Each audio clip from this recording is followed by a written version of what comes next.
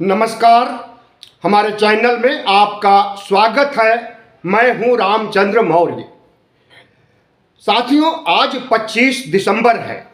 आज से करीब 97 साल पहले डॉक्टर भीमराव अंबेडकर ने मनुस्मृति दहन किया था।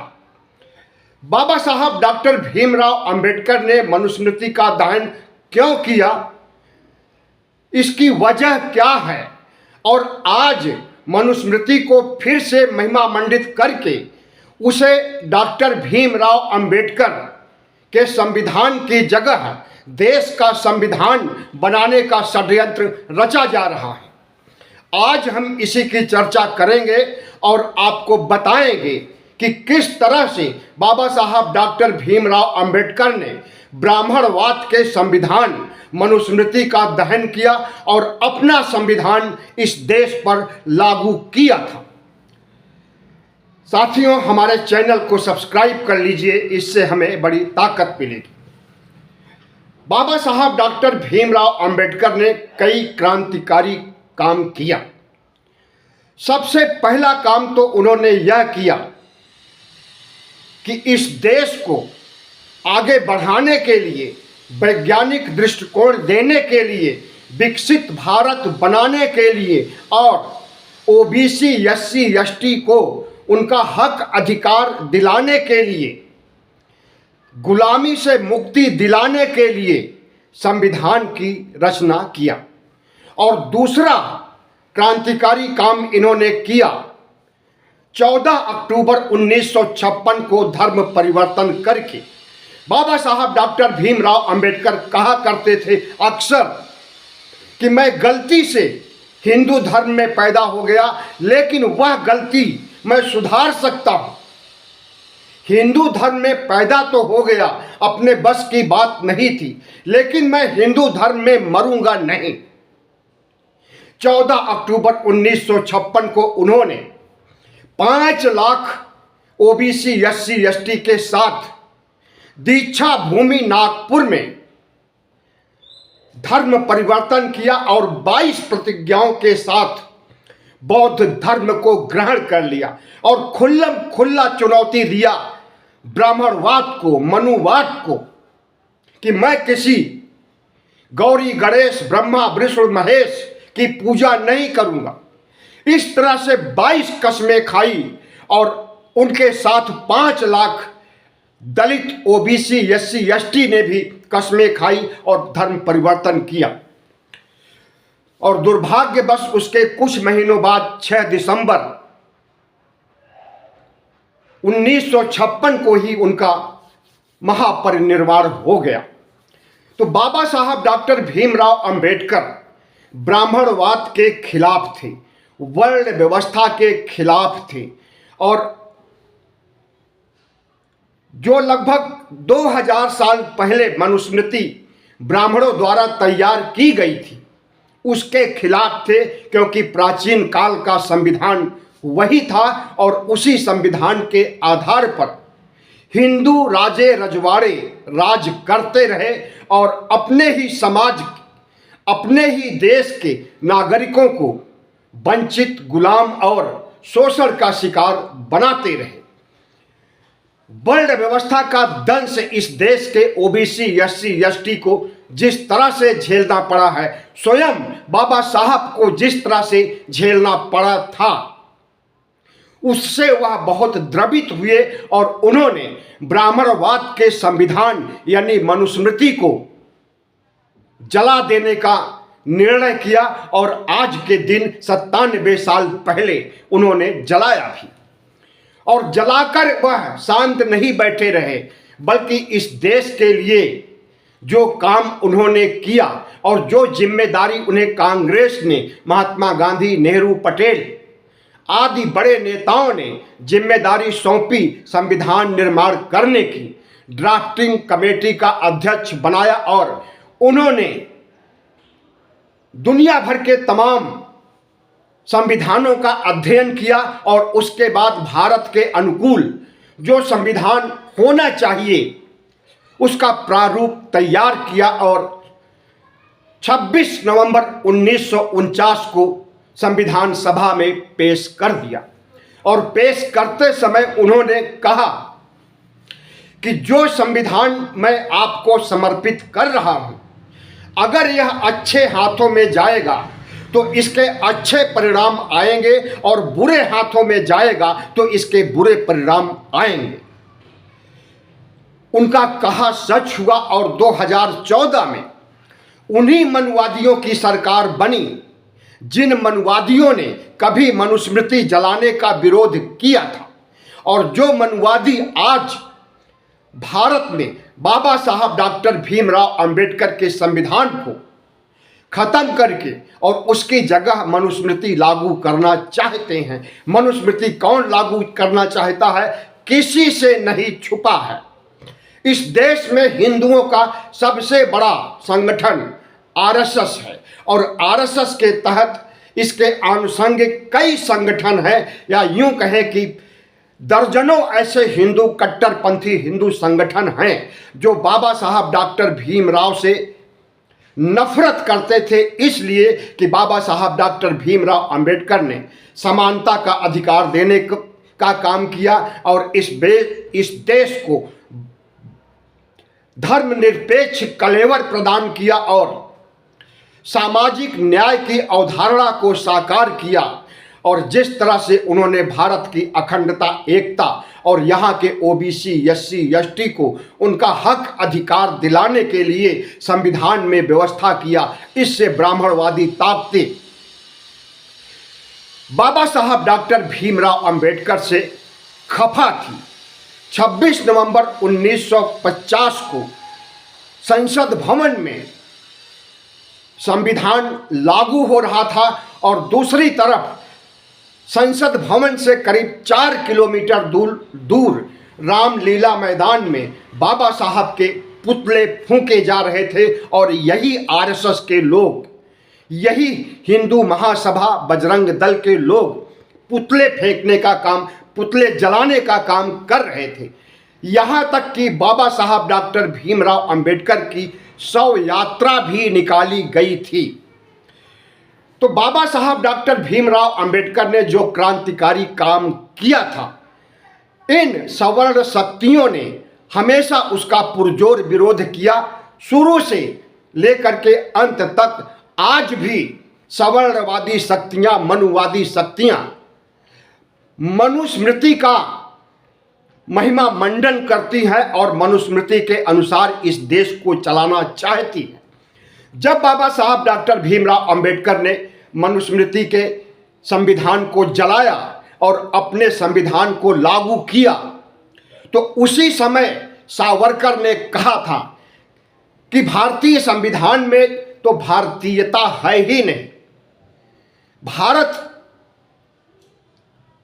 में पाखंड हमेशा वो देखना चाहते थे, अंधविश्वास, वर्ण व्यवस्था हमेशा देखना चाहते थे और कट्टर हिंदुत्व को इस देश के 90% ओबीसी, एससी, एसटी पर थोपना चाहते थे। और राजे रजवाड़ों के समय से जो अधिकार उन्हें मिले थे उसे सुरक्षित रखना चाहते थे और आरक्षण के विरोधी थे। तो बाबा साहब ने मनुस्मृति इसलिए जलाया था कि यह ब्राह्मणवाद की ओर, कट्टरता की ओर, अंधविश्वास की ओर, पाखंड की ओर हमें ले जाती थी। और मनुस्मृति के आधार पर ब्राह्मण राज करना चाहते थे शुरू से अंत तक, और आज भी मनुस्मृति और संविधान के बीच जंग छिड़ी हुई है। आपने देखा होगा अभी थोड़े समय, लगभग 5 महीने पहले लोकसभा चुनाव में,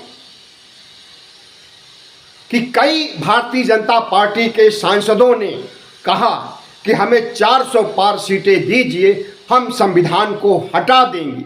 और संविधान को हटा करके उनकी मंशा मनुस्मृति को लागू करने की थी, जिसे वह कभी कभी सार्वजनिक मंच पर भी कहा करते हैं। हिंदू राष्ट्र बनाने के लिए कम से कम सैकड़ों बार कस्में खाई गई हैं इस देश में सार्वजनिक तौर पर। हिंदू युवा वाहिनी जिसका गठन योगी आदित्यनाथ ने किया था, इस कट्टरपंथी संगठन ने 50 बार इस देश में हिंदू राष्ट्र बनाने की कस्में खाई है, जिसका समर्थन बजरंग दल, हिंदू महासभा और आरएसएस जैसे तमाम संगठनों ने किया।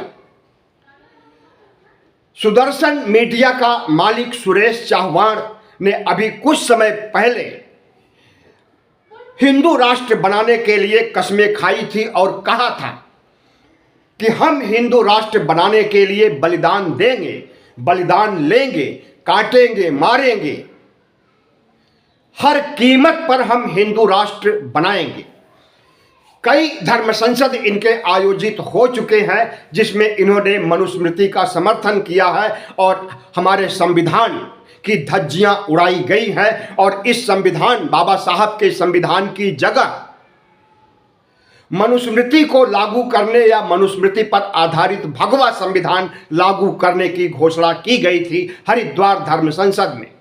और उस भगवा संविधान को भारतीय जनता पार्टी के नेता अश्विनी उपाध्याय ने बाजाप्ता पेश भी किया था, भगवा कपड़े में लपेट करके, कि जब भारत हिंदू राष्ट्र बनेगा तो यही संविधान लागू होगा। संविधान, बाबा साहब डॉक्टर भीमराव अंबेडकर के संविधान के खिलाफ अगर कोई संविधान बन गया है और उस संविधान को लागू करने की घोषणा इस देश में की जा चुकी है और मोदी राज कायम है, तो इसका मतलब है कि मोदी राज ने उनके ऊपर कोई कार्रवाई नहीं किया और कार्रवाई करने का न करने का यही कारण है कि संविधान को ये लोग बदलना चाहते हैं। 15 अगस्त 2023 को विवेक ओबेरॉय, जो कि प्रधानमंत्री नरेंद्र मोदी के आर्थिक सलाहकार टीम के अध्यक्ष थे, उन्होंने मिंट अखबार में लेख लिख करके कहा कि भारतीय संविधान को बदले जाने, अपडेट करने, इसे हटाने का समय आ गया है। उस लेख में इन्होंने जिस तरह से बाबा साहब डॉक्टर भीमराव अंबेडकर के खिलाफ और संविधान के खिलाफ आग उगली थी, उसके ऊपर भी कोई कार्रवाई नहीं की गई। आए दिन जो हिंदू राष्ट्र बनाने की शपथें खाई जाती है, काट डालने, मार डालने, बलिदान लेने, बलिदान देने की बातें कही जाती है, उनके खिलाफ भी कोई कार्रवाई नहीं होती है। दर्जनों बार जंतर मंतर पर संविधान को जलाया है आरएसएस, बजरंग दल, विश्व हिंदू परिषद के लोगों ने, उनके ऊपर भी कोई कार्रवाई नहीं हुई। तो क्या यह माना जाए कि प्रधानमंत्री नरेंद्र मोदी की मौन स्वीकृति है संविधान जलाने वालों के साथ, संविधान को खत्म करने और संविधान को अपडेट करने के नाम पर संविधान को हटा देने और मनुस्मृति को लागू करने के लिए जो तमाम कट्टरपंथी संगठनों के लोग कह रहे हैं, भगवा संविधान पेश कर रहे हैं, तो क्या प्रधानमंत्री नरेंद्र मोदी की मौन स्वीकृति यह नहीं कहती है कि जो लोग वह कर रहे हैं वही नरेंद्र मोदी करने वाले हैं। इस देश के ओबीसी, एससी, एसटी को सावधान हो जाना चाहिए। और आज पूरे देश में ओबीसी, एससी, एसटी के लोग मनुस्मृति दहन फिर से कर रहे हैं और बाबा साहब डॉक्टर भीमराव अंबेडकर को याद कर रहे हैं। तो इसका मतलब यही हुआ कि वह संविधान बचाने का काम कर रहे हैं। राज्यसभा में अगर गृह मंत्री अमित शाह बाबा साहब डॉक्टर भीमराव अंबेडकर को अपमानित करते हैं, तो इस मुद्दे पर भी, जो कि एक बहुत बड़ा मुद्दा बनने जा रहा है अगले सभी चुनाव में, इस मुद्दे पर भी ओबीसी, एससी, एसटी के लोगों को गौर करना चाहिए, गंभीरता पूर्वक सोचना चाहिए। और जो लोग भारतीय जनता पार्टी को वोट दे रहे हैं, उन्हें बाबा साहब डॉक्टर भीमराव के अपमान का बदला चुकाने के लिए कमर कस लेना चाहिए।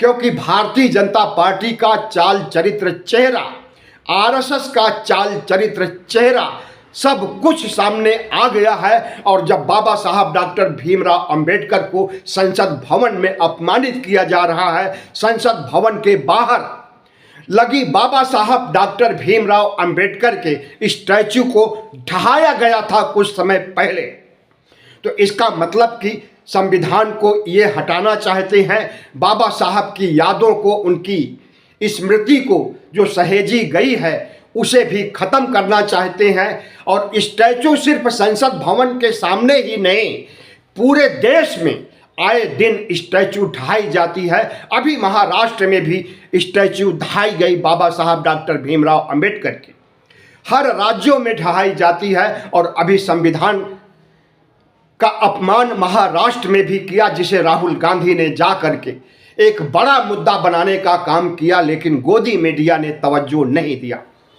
तो हम 97 साल मनुस्मृति दहन के होने पर आपसे अपील करते हैं कि अगर आपको अपनी सुरक्षा, अपना हक अधिकार सुनिश्चित करना है, अपने आने वाली पीढ़ी के लिए एक उर्वर भूमि तैयार करनी है, विकास के लिए, प्रगति के लिए, तो हम समझते हैं कि आज आपको प्रतिज्ञा करनी पड़ेगी कि ब्राह्मणवाद के खिलाफ, मनुवाद के खिलाफ जो सोच बाबा साहब डॉक्टर भीमराव अंबेडकर के अंदर थी, दिमाग में थी, वही सोच आपके अंदर होनी चाहिए। और ये जो फिरका परस्त ताकतें, वर्ण व्यवस्था का समर्थन करने वाली ताकतें, गुलामी का समर्थन करने वाली ताकतें, संविधान का विरोध करने वाली ताकतें, बाबा साहब डॉक्टर भीमराव अंबेडकर को गालियां देने, अपमानित करने वाली ताकतों